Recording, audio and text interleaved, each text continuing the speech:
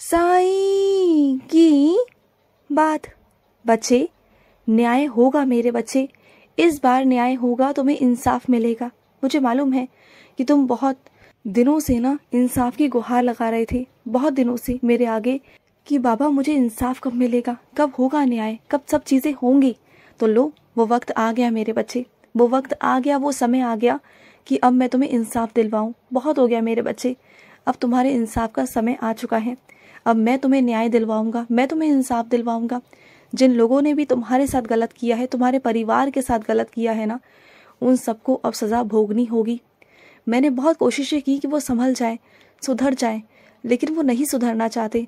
बहुत चीज़ें दर्शाई भी मैंने उनके आगे कि अगर वो नहीं संभलेंगे, नहीं सुधरेंगे ना, तो उनके साथ ऐसा होगा, वैसा होगा। बहुत सारी चीज़ें उन्हें दिखाने की कोशिश की, लेकिन क्या है ना मेरे बच्चे, कुछ लोग ऐसे होते हैं ना, जो सख्ताई इतनी होती है उनके अंदर, इतनी कड़ाई होती है ना, इतने ज़्यादा बेशर्म होते हैं कि उन्हें कुछ समझ में नहीं आता। वो चाह के भी ना अपने आप को सुधार नहीं पाते। तो उस वक्त में मुझे ही सुधारना होगा उन्हें। वो सुधरने को तैयार ही नहीं है, बिल्कुल नहीं है। तो जाने दो, अब मैं ही सुधार करूँगा उनका, देख लेना। और सुनो, तुम ना अपने पैसों को ना इधर से उधर मत रखा करो, क्योंकि तुम जहाँ रखते हो ना, रख कर भूल जाते हो, और वहीं से कोई तुम्हारे पैसों को ले लेता है, फिर इस्तेमाल कर लेता है, तुम भूल जाते हो। तो पैसों का इस्तेमाल भी हो रहा है तो गलत तरीके से हो रहा है, और गलत जरिए से हो रहा है। संभालो पैसों को अपने, इधर उधर मत रखो, एक जगह रखो जहाँ पर तुम रखना चाहते हो। मेरे कुछ बच्चों को ना पर्सों का बहुत शौक है, अलग अलग बटुओं का बहुत शौक है। वो हर जगह कुछ ना कुछ पैसे रख देते हैं। तो एक ही बटुआ इस्तेमाल करो जिसमें तुम पैसे रखो। बाकी तुम शौक शौक में जो बटुआ चाहो वो इस्तेमाल कर सकते हो, लेकिन जब पैसे रखने की बात आए तो सिर्फ एक बटुआ मेरे बच्चे, उसी में से निकालो और उसी में रखो। अगर ऐसे करोगे ना तो कभी नहीं भूलोगे। और जो पैसों में गिनती में तुमसे गलती हो जाती है ना, कि इतने रखे थे, कि इतने रखे थे, वो नहीं होगी, क्योंकि तुम्हारी गैर मौजूदगी में तुम्हारे पैसों को टटोला जाता है, चीज़ों को टटोला जाता है, तुम्हारे कमरे को टटोला जाता है इधर से उधर। जब भी अपने कमरे को छोड़कर बाहर जाओ, कहीं दूर जाओ, तो अपने कमरे में हमेशा ताला मार कर जाओ, या फिर उस अलमारी में ताला मार के जाओ जिसमें तुम्हारा सामान है, क्योंकि तुम्हारे सामानों को इधर से उधर किया जाता है तुम्हारे पीछे से। तुम्हें मेरे होने का प्रमाण चाहिए ना, तो ठीक है, तुम्हें आज मैं अपने होने का प्रमाण दूंगा मेरे बच्चे, कैसे भी दूंगा, लेकिन मैं तुम्हें आज अपने होने का प्रमाण दूंगा। तुम बहुत दिनों से मुझसे प्रमाण मांग रहे थे ना, तो मैं दूंगा प्रमाण। तो आज एक काम करना, आज दोपहर की मध्याह्न आरती में, शीढ़ी की मध्याह्न आरती में तुम मुझे देखना, आना, किसी भी यंत्र के द्वारा आना, फोन के द्वारा आना, लेकिन आज तुम आना। मैं आज तुम्हें अपनी आरती में ही कोई लीला दिखाऊंगा। कुछ ऐसा होगा कि जिससे तुम खुद चौंक जाओगे कि अरे वाह, बाबा तो सामने ही बैठे हुए हैं, सामने साक्षात दर्शन दे दूंगा तुम्हें आज। आ तो जाना तुम सामने। और सुनो, लोग तुम्हें रोज ना बेइज्जत करके रोटी देते हैं, तुम्हारे आगे जो थाली देते हैं ना, तुम्हें ताने मारते हैं, तुम्हें सुना सुना कर कि वो तुम्हें खिला रहे हैं। तो आज ना उन्हें सख्ती से कह देना कि वो तुम्हें नहीं खिला रहे, वो ऊपर वाला बैठा है ना, ईश्वर, वो तुम्हें खिला रहा है। तुम्हारा बाबा तुम्हें खिला रहा है, तुम्हारा कृष्ण तुम्हें खिला रहा है, कोई वो नहीं खिला रहा। वो सिर्फ एक माध्यम है, सिर्फ एक माध्यम, जिसके द्वारा तुम तक वो खाना पहुंचता है, वो थाली पहुंचती है। वरना उस थाली के एक एक दाने पर ना मेरा नाम लिखा है, मैं ही भेजता हूँ। वरना उस इंसान की क्या हैसियत कि वो तुम्हें खाना खिला सके, तुम्हें क्या वो खुद भी खा सके ना, उसकी इतनी हैसियत नहीं है इस दुनिया में ना। अगर कोई एक एक दाना भी अपने मुख में लेता है ना, तो वो सब मेरे इशारे से मैं देता हूँ, तब जाके वो खाना मिलता है सबको। ऐसे कैसे हो सकता है?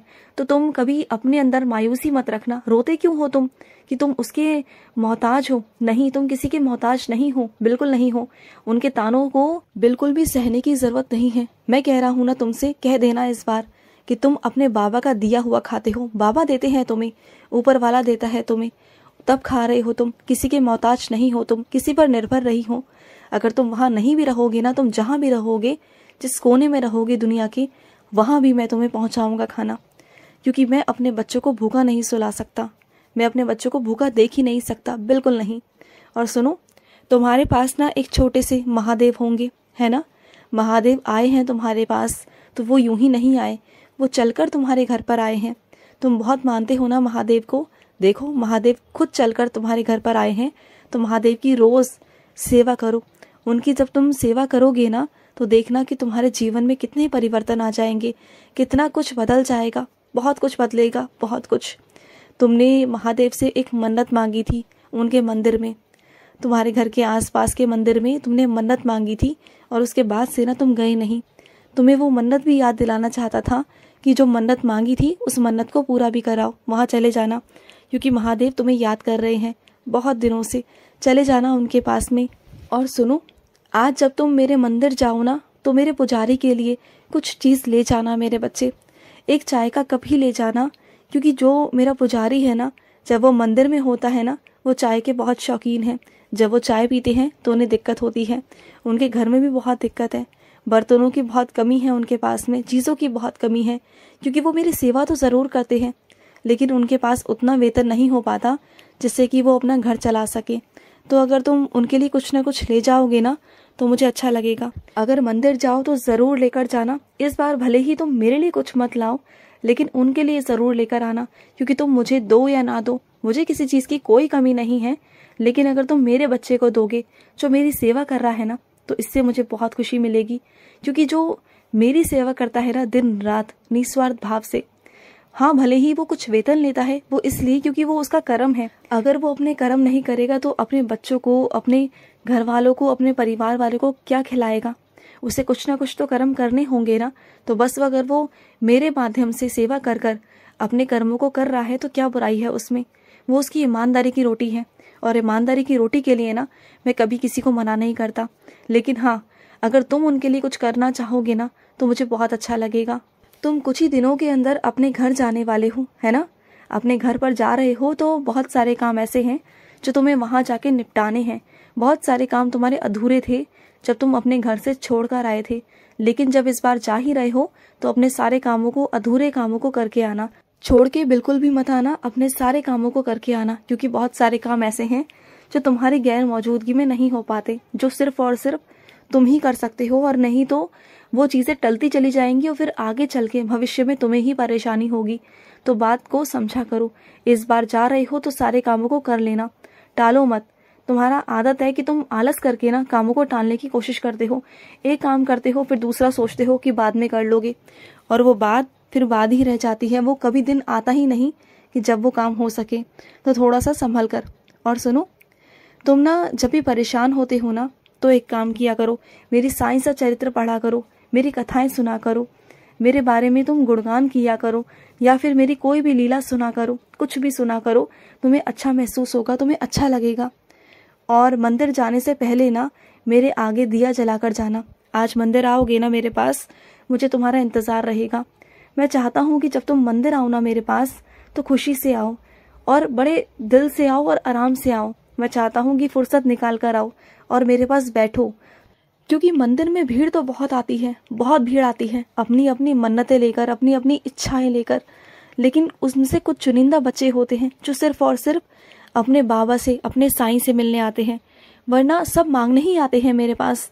मुझसे बात करने कौन आता है? सिर्फ कुछ चुनिंदा ही बच्चे आते हैं मेरे पास, जो सिर्फ और सिर्फ मेरा हालचाल पूछने आते हैं, जो मुझसे बात करने आते हैं, वरना सब तो मांगने आते हैं, सब अपनी इच्छाएं लेकर आते हैं। मुझे कोई दुख नहीं कि मेरे बच्चे इच्छाएं मांग रहे हैं। अगर वो मुझसे नहीं मांगेंगे तो किससे मांगेंगे? हाँ, मैं पूरा करने ही बैठा हूँ, लेकिन मैं भी तो उदास हो जाता हूँ ना मेरे बच्चे। मेरा भी तो दिल है ना, मेरा भी मन करता है कि मेरे पास आए, कोई बैठे, मुझसे भी दो बातें करे, मुझसे भी ये पूछे कि साईं आप कैसे हो।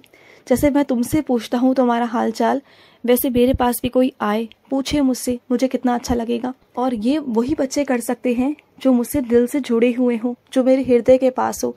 बस वही बच्चे मेरा हालचाल पूछते हैं। तो इस बार अपने सारे कामों को निपटाकर, अपने सारे घर के कामों को निपटाकर, दफ्तर के कामों को निपटाकर, तब आराम से मेरे पास आना और आराम से बैठना, उसके बाद ही जाना, ठीक है?